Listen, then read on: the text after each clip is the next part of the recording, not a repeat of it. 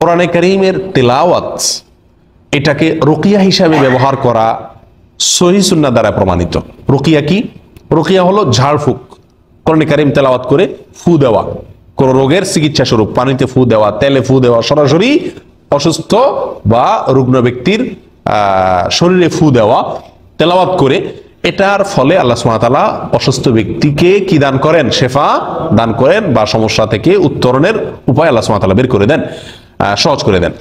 তো এই যে রুকিয়া, কোরআনে কারীম তেলাওয়াত করে ঝাড়ফুঁক করার যে রুকিয়া, এটা রেকর্ড করা তেলাওয়াত দিয়ে চলবে কিনা?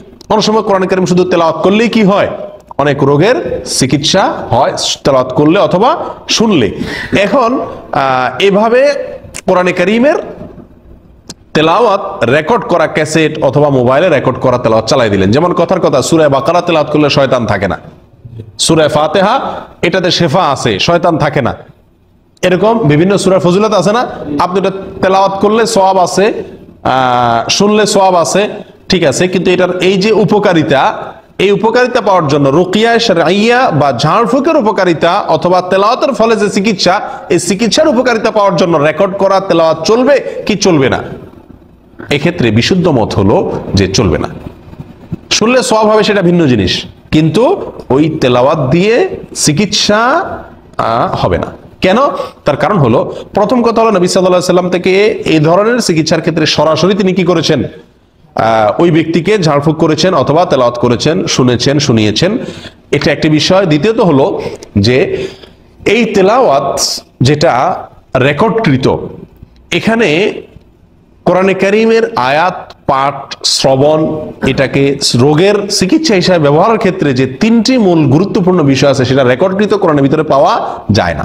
যেমন কোরআনে কারীম এর আয়াত দিয়ে চিকিৎসা, পাঠ করে চিকিৎসা, শুনে বা শুনাইয়া চিকিৎসা অথবা ঝাড়ফুঁকের মাধ্যমে চিকিৎসা, এই চিকিৎসার ক্ষেত্রে তিনটা গুরুত্বপূর্ণ পয়েন্ট আছে। নাম্বার এক, ব্যক্তি, কোন ব্যক্তি করছেন এটা একটা কি আছে? আলাদা প্রভাব আছে। যে ব্যক্তি করছেন তার বিশ্বাস, তার ঈমান, তার অভিজ্ঞতা, এটার ফলে যাকে তিনি তেলাওয়াত করে শোনাচ্ছেন অথবা চিকিৎসা হিসাবে দিচ্ছেন, তেলাওয়াত করছেন, তার মধ্যে উপকার আসার অন্যতম একটা শর্ত হলো যিনি তেলাওয়াত করছেন লোকটা সেরকম ভালো হওয়া। যদিও যে কারোর জন্য সুযোগ আছে, কিন্তু তারপরও আরোগ্য লাভের ক্ষেত্রে সাধারণত আপনার বিশেষ ব্যক্তিবর্গ তাদের তেলাওয়াতে বেশি উপকারিতা আমরা পেয়ে থাকি। বিধায় এই জিনিসটা রেকর্ড করা তেলাওয়াতে কি থাকে না। নাম্বার দুই, যাকে চিকিৎসা করা হচ্ছে তেলাওয়াতের মাধ্যমে, ওই ব্যক্তি এবং যিনি তেলাওয়াত করছেন ওই ব্যক্তি, যে মনোসংযোগ, যেই আপনার মনোযোগ থাকা দরকার রেকর্ড করা তেলাওয়াতের ভিতরে, সেই জিনিসটা থাকে না।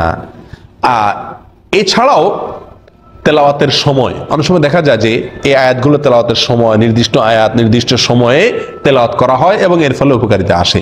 তো এই জিনিসগুলো রেকর্ড করা তেলাওয়াতের ভিতরে পাওয়া যায় না। বিধায় বিশুদ্ধ মত হলো যে রেকর্ড করা তেলাওয়াত দিয়ে আরোগ্য লাভ করা বা আপনার চিকিৎসা হিসেবে ব্যবহার করা এটা সঠিক নয়। তবে সওয়াবের জন্য কি করা যেতে পারে? শোনা যেতে পারে।